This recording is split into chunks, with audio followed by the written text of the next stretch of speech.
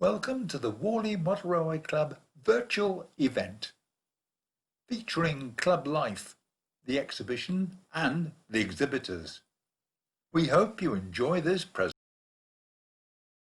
Here at Cavalix, we're always striving to deliver the finest details through innovation and the evolution of technology.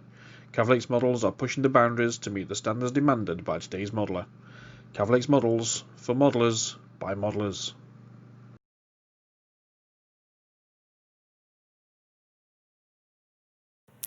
Howdy you guys, it's Luke at Geek Gaming Scenic, and in this video I'm going to take you through how I built this in 4 hours.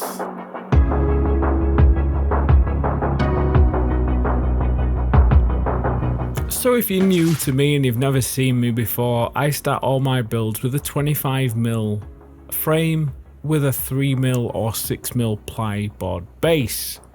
For some reason the foam didn't match the thickness of the wood, so I'm just beveling this down by using a Bunsen burner. And then for some basic ground formation, I just cut out some polystyrene. Now, if you've not seen me build things before, I try and build things as quick as possible with my system that I've developed over the last few years. And the idea is, I don't tend to use glue, I just quickly throw things together, but I make things very hard so you can play with them, as in its whole wargaming aspect, but it's very usable in model railway. So just to secure things in place, I just use some cocktail sticks.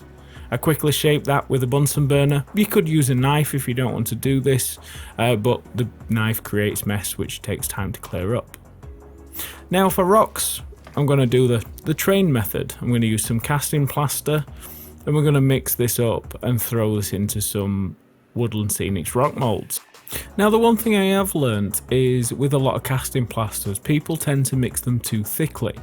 With the Geek Gaming Scenic casting plaster, this allows you to water it down to the consistency of milk to give it a good pour, so it retains more detail.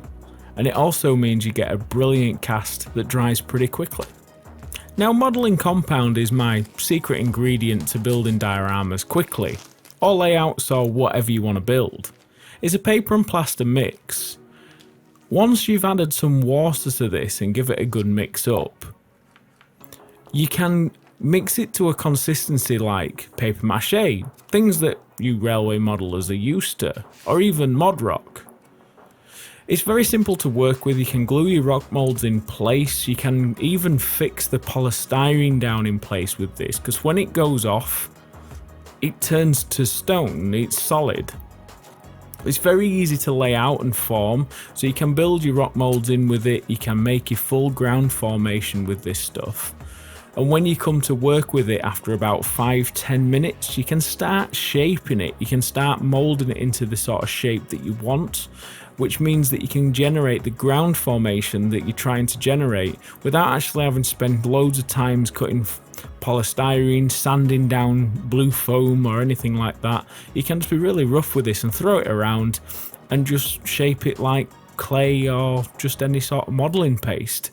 It's just very simple and easy to work with, and the added benefit to this product is it dries in about 30 minutes. So mix little and often and work in small areas like I am doing in this corner, but after about 20 to 30 minutes you want to be adding a little bit of water to your fingertips so you can smooth this out and generate a nice smooth landform. This is a very basic showing of it just on a corner like this, but you could build a full mountainside with this, blending all your rock formations and everything else in. How I'm going to demonstrate this is I'm going to blend this in and sort of smooth this out. And then I'm going to grab some sculpting tools. Now with just some basic sculpting tools you can sort of scribe and engrave into this. Now this has only been on this board for about 30 minutes. And as you can see, it's more like a clay now. It means that you can sort of press it, push it, shape it into place, and just scratch in some details and pull away the excess. So when you come to paint and wash this in later, all your rock formations and everything else will all blend in as if they're one. So if you use the modelling compound and the plaster from my range for your plaster rocks, and you use a leopard spot technique, both products accept the wash very similar. So when you come to blend all this in with your painting and everything later, it will all blend in and look the same. Now I'm going to make a quick road. I'm going to use balsa wood for this. Might seem a bit of a weird choice, but I like balsa wood because it's very easy to cut, very easy to work with, and you can bend it. And the one thing that I see a lot of people missing when they're building their roads on the layouts or dioramas, they always forget to put the camber in. So what I do is I just quickly cut some rough, thin strips of balsa, and then I lay them down in the middle of the road, and then you can just bend the balsa wood over that piece of wood to generate the camber. Now, rather than using clays or something, if the surface is a bit unlevel, because you want to get the camber of the road pretty level, I just put some modelling compound down, then run a bead of hot glue, and then chuck the thin strips of balsa down the centre, and then just hot glue the whole road down. Now, hot glue is not a normal glue that I'd usually use, but because I pair this with modelling compound later, it works very well together, because hot glue, it doesn't tend to stick things down permanently. It works, but it's not great. But when you compare that with the modelling compound afterwards, it turns to stone, it blends it all in, so you don't have to mess around cutting foam and everything else. It just blends everything in, it holds everything in place, and it really speeds this up. So I've got like a mountainside in and a road all put in place, and I've only been at this under an hour. Now, because this is a speed build, I'm using some shop bought walls. These are just made out of plaster. The other reason why I've gone with these is they're quite easy to work with. If you break them, they glue together very easily. But using the hot glue technique to sort of get them level, it holds them in a place quickly. You don't have to sort of prop them up or mess around. The hot glue holds them in place, and then what we can do then is again use the modelling compound, smooth it out, get the shape, even fill the gaps in the wall, and then come in with a sculpting tool and then carve the detail back in. 25-30 minutes later, you're ready for painting and getting cracking on with the rest of it. Now, for painting and texturing the road, the biggest thing I find with smaller scales is getting a nice road texture that doesn't look too rough. The way I get around this is by using just spray paints, because the spirit base, they dry very quickly. And then I use talcum powder as like the main texture. I throw it on quite roughly first, just so you can get a sort of uneven texture, and then I cover that in more paint, and then I just sieve more talcum powder and more black sand from the base ready range from my range, which is slightly coarser than the talcum powder, so you get some differences in your texture. But spraying it repeatedly with spray cans after each step builds up and dries quickly, and when this sets, it's like concrete. If you change your colours into grey spray cans as well while you're doing this, it means you have to paint it less later, which also saves a hell of a lot of time. Now, when you're working with this, you will blow parts of it off, which make a really nice road damaged look. And using a wire brush like this, you can brush away the layers. This is about 4, maybe 5 layers of different textures using the talc and the black sand. But as you brush this away, you get some really natural looking potholes and cracks in the road.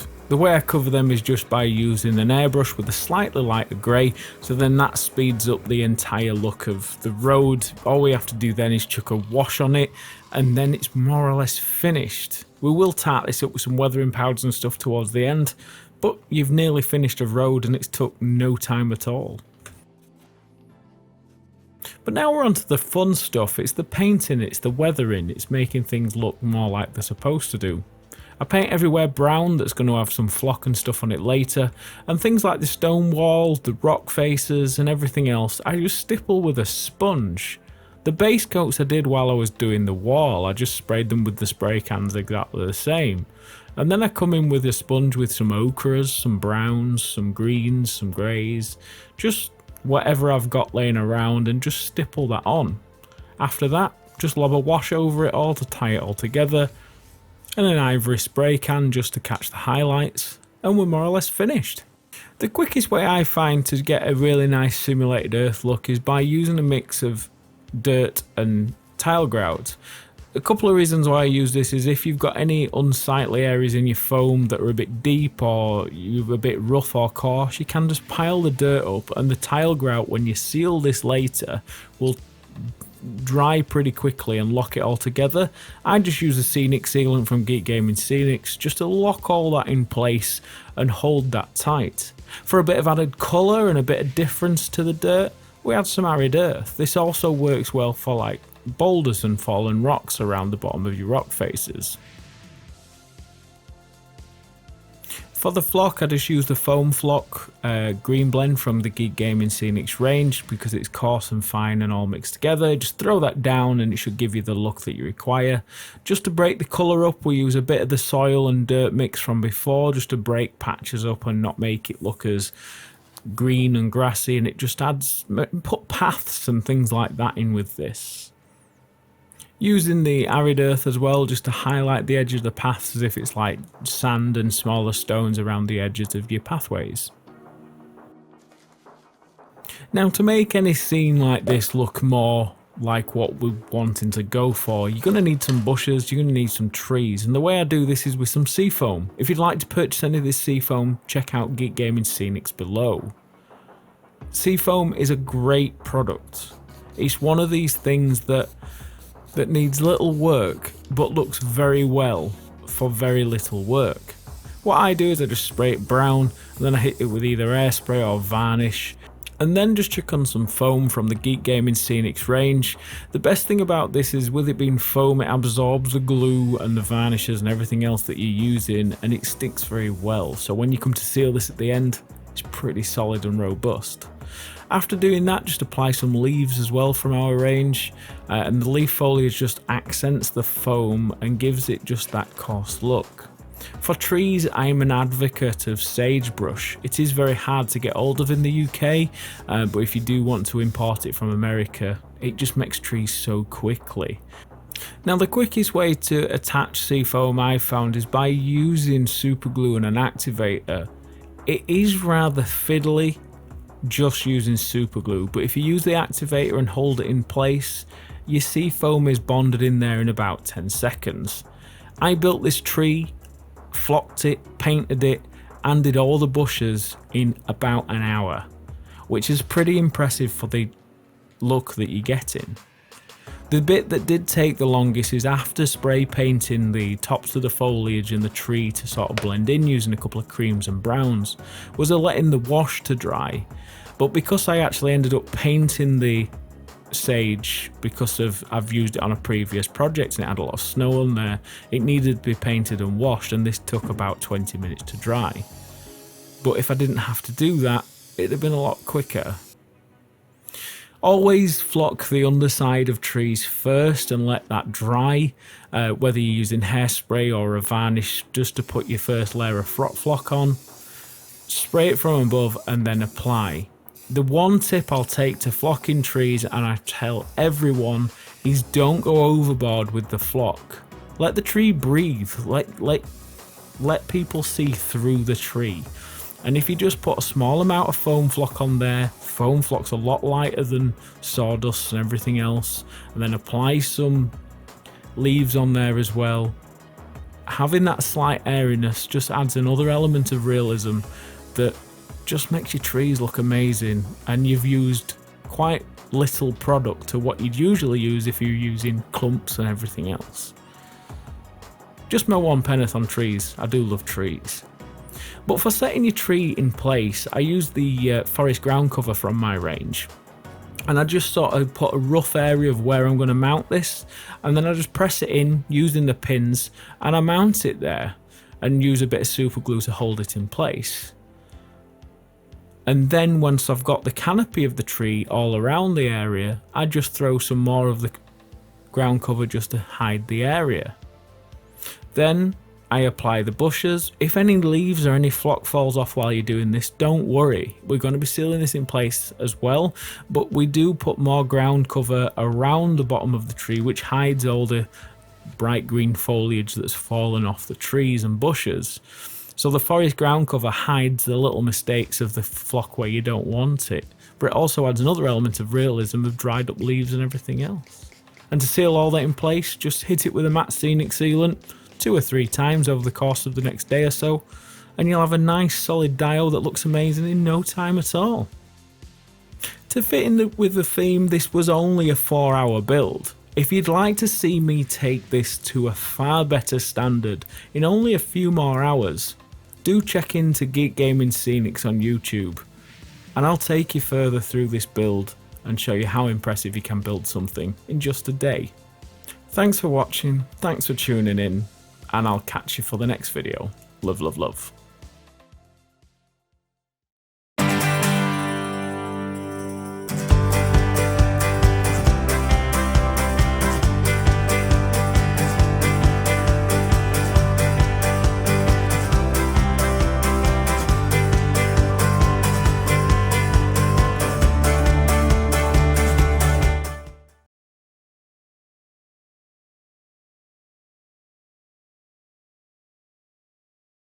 Hello everyone, my name is Hiroshi Kato from Kato.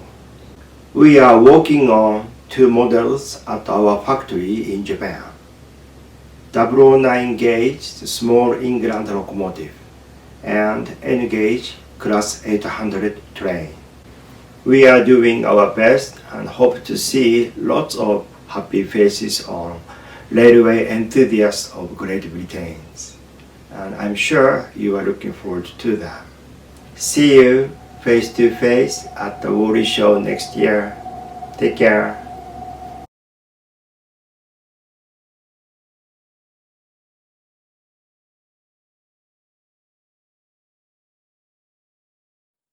Thank you for watching this Warley virtual event presentation. Please remember to like, comment and subscribe. We hope to see you when we are back at the NEC on the 27th and 28th of November 2021.